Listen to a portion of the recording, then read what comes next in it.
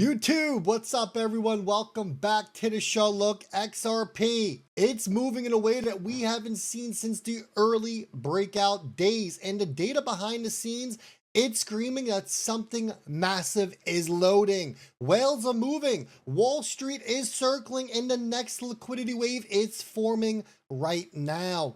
If you're not positioned before this flips, you're going to remember this moment for years. As always, hit that thumbs up button. It's the ultimate way and the freest way to support the channel. We're going to kick it off right here, coming from your one and only Ripple and XRP news website. Say the name with me, XRPrightnow.com. Lock in, folks. On the surface, XRP looks boring. I get it. I've been here 8 years. Trust me, I get it. It's just chilling right now around that $2 price range, sideways, slow, whatever. I understand, man. But actually, this is where it gets different, where it gets interesting. Anyone who actually studies on-chain data, they know that price is always the last thing to move. And right now, well, the XRP ledger is showing signals that we haven't seen in years. That's right. Crypto Quant, they were the ones that, well, they told us about this, right? Here's the first paragraph if you want to read along.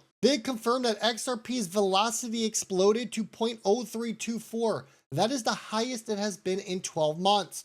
What does that mean, no, Rip? I don't get it. I got you. Velocity equals how fast XRP is moving across the ledger. When velocity spikes, it means something big is positioning. What could it be? Well, your guess is as good as mine. Whales, institutions, over-the-counter desk, even market makers. And here's the bullish twist. Nobody is dumping. Price didn't collapse, meaning the market is absorbing the movement without breaking its structure. That typically happens only when the flow, it's accumulation, not distribution. And this comes right as XRP is approaching the key level that everyone is watching, right?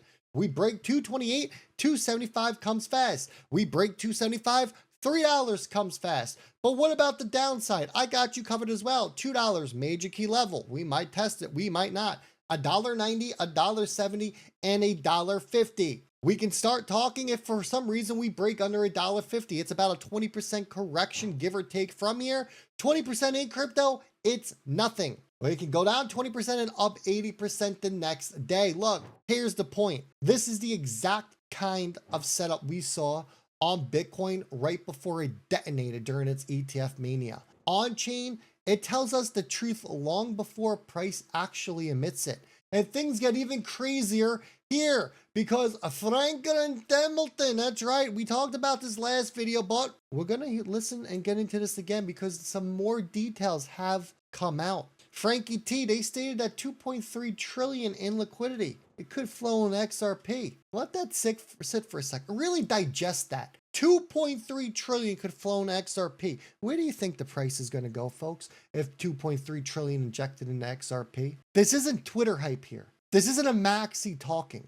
This is a $1 trillion institution modeling liquidity flows, ETF demand curves, and global macros. XRP ETFs, they arrived. The narrative, it has flipped, and now XRP is suddenly being spoken about in the same breath as Bitcoin and Ethereum's institutional products. Listen. Along with the demand that's coming from both institution and retail, has this started to step XRP up to the level of what's happening in the Bitcoin and ETH ETFs? I think that we're moving in that direction, right? I think that there is a very interesting story playing out around stablecoins. XRP is one of the only chains that also has its own stablecoin, right? The RLUSD. And I think that that adds a new element to what they might be able to do in terms of building business around the chain. Don't forget, I think one of the most exciting prospects of these new rails is going to be the vast increase in the number of computer-to-computer transactions that are going to start to occur as we see more people get comfortable with Web3 models. So I want to stop it there. We've heard this in the first section, I know, but we got a couple more clips we're going to listen to. Look, what she just said in a nutshell, demand from Wall Street, it's climbing.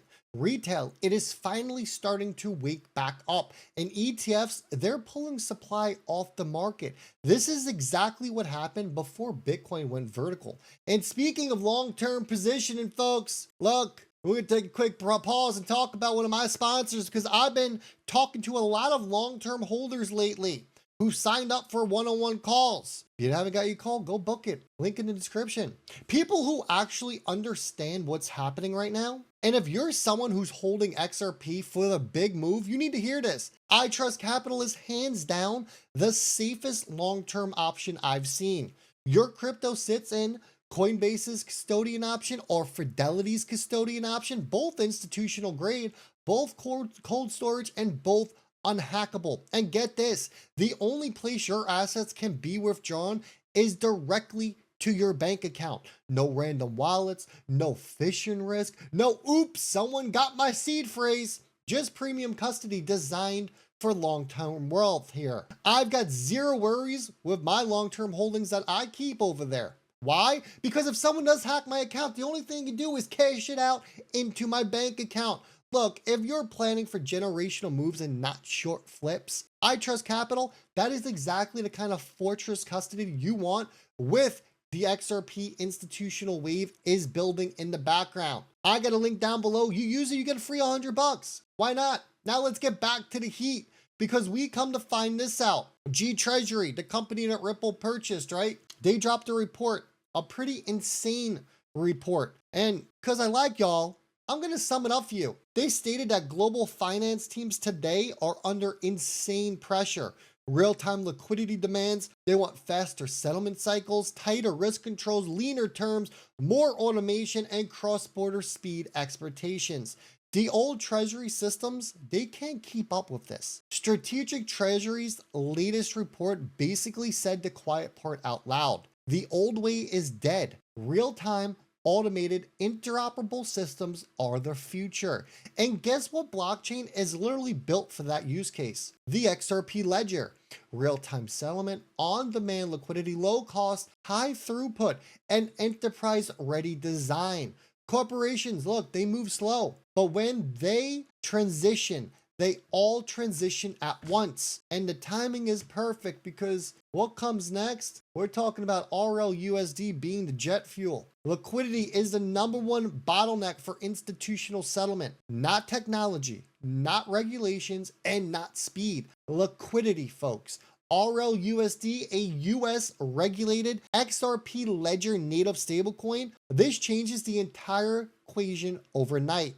Now, institutions have a regulated stablecoin, direct integration with XRP rails, instant settlement pathways, deeper liquidity pools, better price discovery, and more market makers. Velocity rising, which we covered in the first part of this video, plus your RLUSD coming online, that is the perfect recipe for explosive on-chain A activity. handful of fund managers that have launched XRP ETFs here recently, all of which have been very successful. Do you think we're at a phase now where the institutional validity that's being put out there within Wall Street, along with the demand that's coming from both institution and retail, has this started to step XRP up to the level of what's happening in the Bitcoin and ETH ETFs? I think that we're moving in that direction, right? I think that there is a There you go. She just confirmed it for you. We are moving within that direction, which gets us over to this XRP. Look, 4 or 5, whatever you want to call it, ETFs that we have live spot. If we classify Rex Osprey as a true spot, it doesn't matter. At the end of the day, 1 billion has been breached already. We only have actually today or yesterday was the first day. So these ETFs only been live about 2 weeks and there is over 1 billion assets under management, 473.5 million XRP locked, nearly 0.5% of supply removed from circulation. And as you know, that's just the beginning. Remember what happened with Bitcoin? ETFs for Bitcoin removed 4% of the supply and price exploded. If XRP ETFs follow the same curve and institutions continue buying, the supply shock gets very real, and it gets real very, very fast. Retail doesn't understand how thin these order books get when institutional demand rises like this. And if you're enjoying the content, folks, make sure you do me a favor, hit that thumbs up, drop me a comment down below. Because speaking about institutions, mutual funds, they're drying. ETFs, they're exploding. Vanguard, Fidelity, and Cap Grow now control 56.6% of all non-monetary market mutual fund assets. But here's your important part, and I'll blow up the image for y'all. All new competition in energy is in ETFs. 60 new issuers in 2 years, everyone. They're not launching mutual funds, they're launching crypto ETFs because that's where the flows are. That's where the money is. These giants, they need new products, new narratives, new inflows. And XRP, it's one of those products. This is repositioning. It's happening right now. And your macro conditions are all aligning perfectly. Why do I say that? Well, it's pretty simple. Bank of America just said that the markets may start pricing in a January rate cut. This is insanely bullish for crypto. Rate cuts equal cheaper liquidity, more risk on behavior, bigger ETF inflow, stronger asset rotation, more capital looking for yield. That is what a rate cut does, everyone. Crypto, especially ETF enabled cryptos, and there's not a lot of them, they are going to love rate cuts. And with these cuts coming, well, this shows us one thing. I'm gonna blow it on up for you. The 4-year cycle was never real. Bitcoin didn't pump because of halvings, it pumped because liquidity went vertical. Every bull market equals global M2 expansion. Every top equals liquidity contraction. And right now, PMI, it's recovering. Liquidity is expanding. QT ended December 1st. The Fed, they're blinking.